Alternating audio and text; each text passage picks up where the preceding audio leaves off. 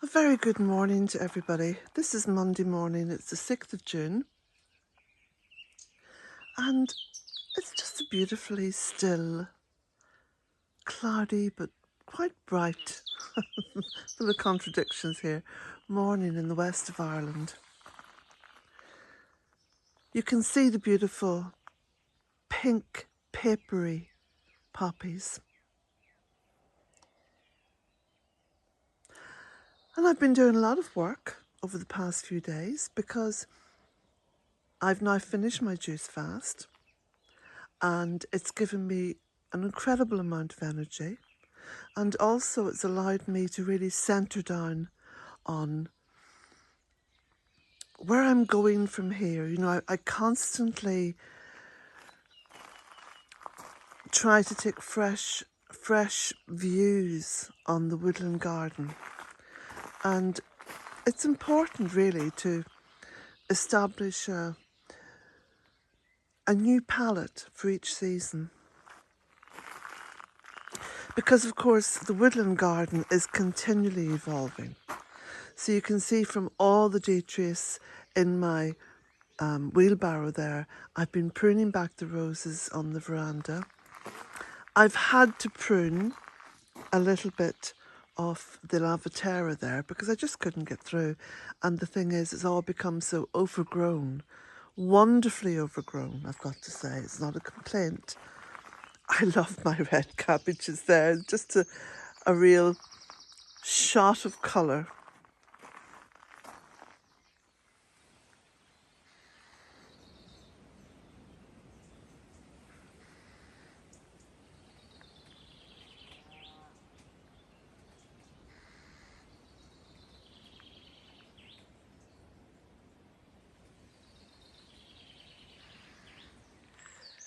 So I've been doing a massive amount of work around the back of the she shed, and I'm going to be showing you that in the video and outlining my plans for how I see that going forward. But before that, I've got to show you a few more flowers. Now, first of all, these beautiful poppies. I mean, they're just fabulous. They're fabulous. Sort of a strange kind of a colour as well, which I love, but it's just so unusual. But I've also got, or I seen last night, a bright red poppy over in the lunacy garden, so come with me.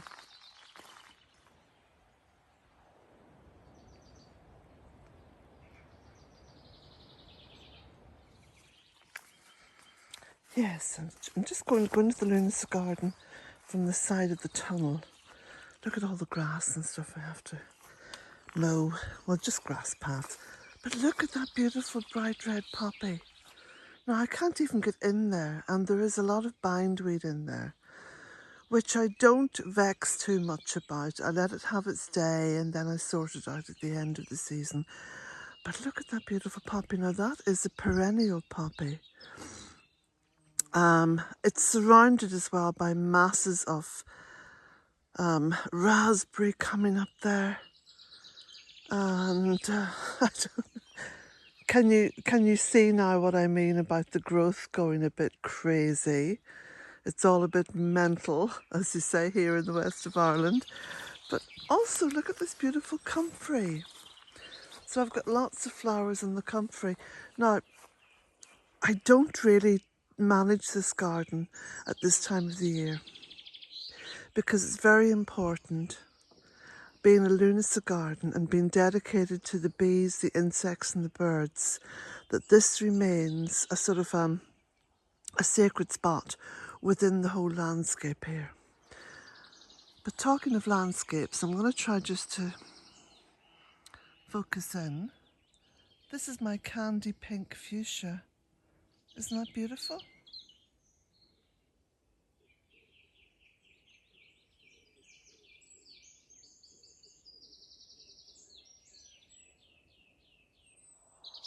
Now that fuchsia is about 15 feet high. Yes, I know. Just outstanding growth. So there's very little I can do or want to do. I just want all the plants, all the abundance, to have its day. I will go in and start harvesting fruit when it's ready.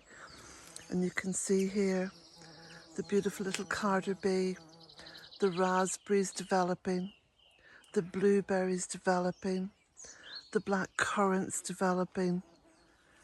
Like, it's just wonderful to allow the earth to bring forth all this fruit, all this abundance.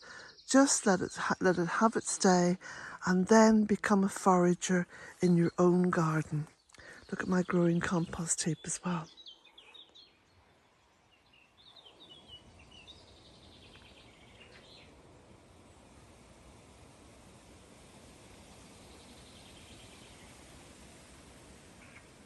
Now it looks like this video is going to be quite a long one, so it'll probably take me ages to upload.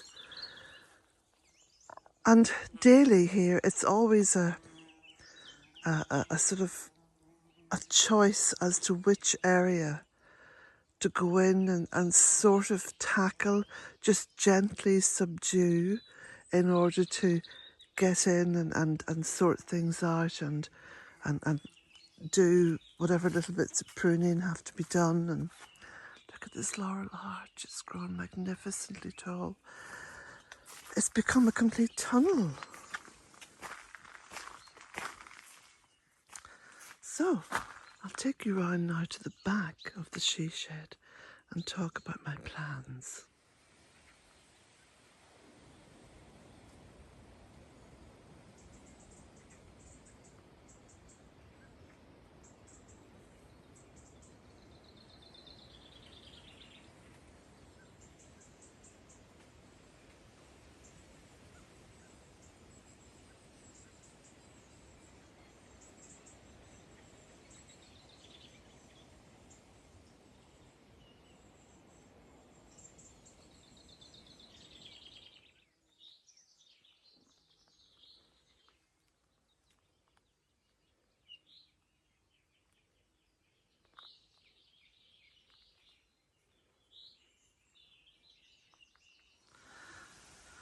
Just spent some time around the back of the lodge here and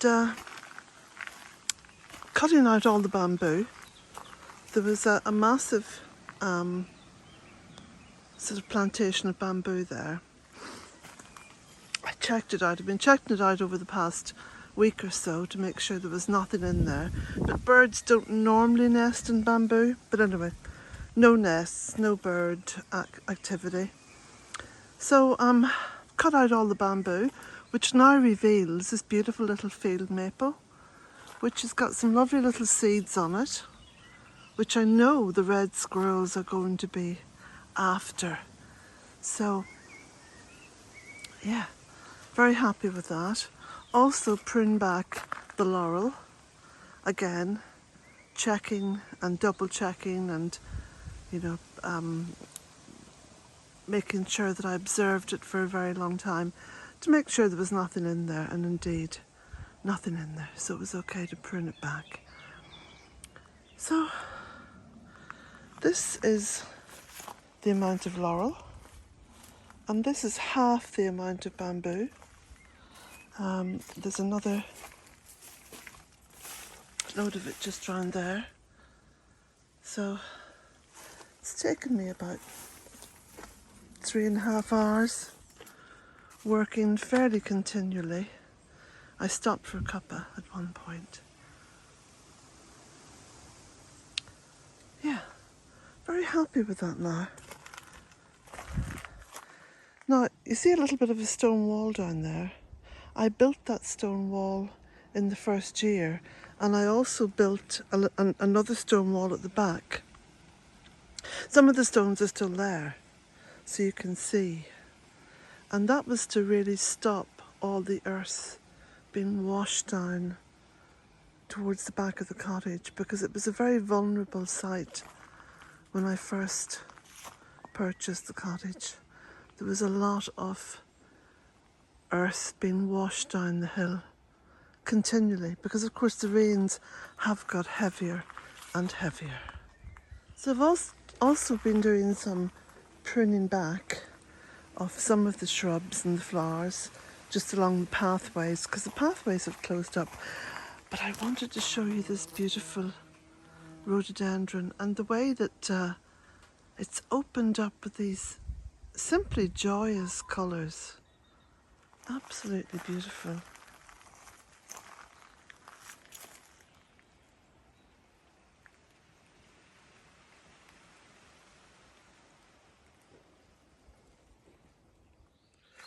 So this is moving along the little path past the lodge and towards the back of the she shed, which is here.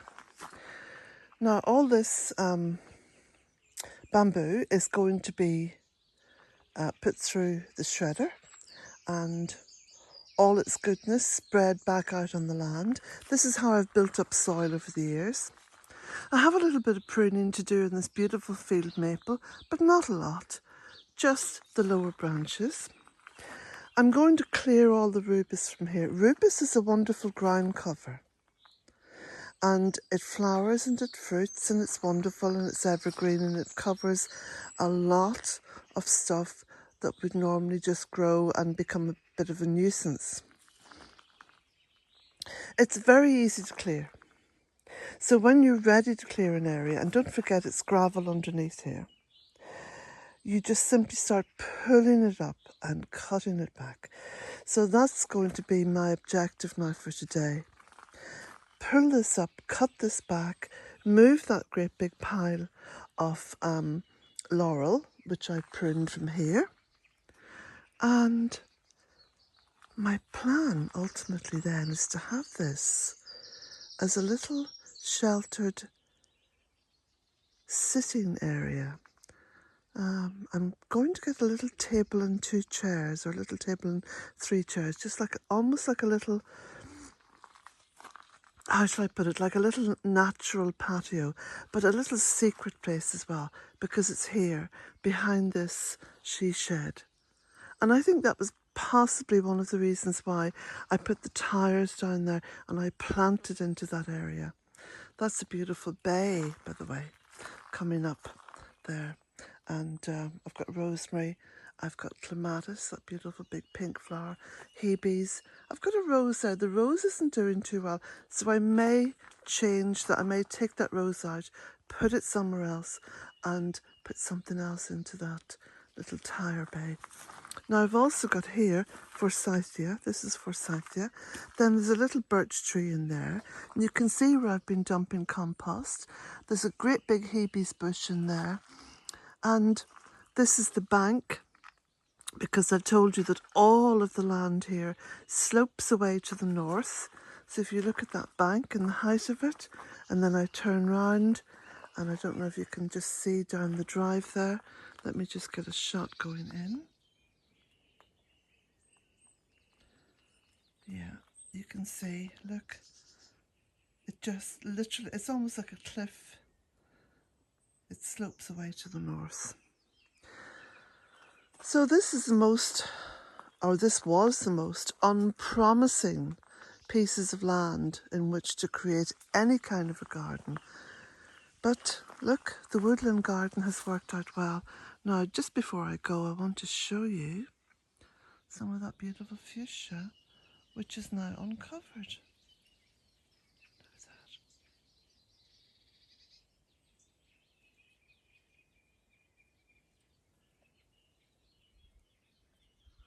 Isn't that beautiful?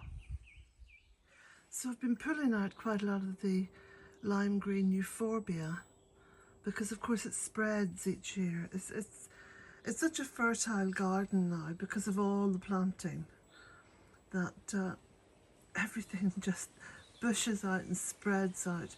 And as I was pulling this euphorbia out, I noticed how thick the trunk of the cordyline is. So I just move around here. So my intention with this cordyline is, as soon as the flowering period is over, and you can see the flowers coming out up there, I'm actually going to cut this back. Now I'm going to do a little bit of research online to find the best way to do it, but I do believe that if you cut them back, they re-sprout. But I'm going to check all that information. And similar here, I think. There's a lot of flowers about to come out on that. Absolutely beautiful, sweet smelling flowers, by the way.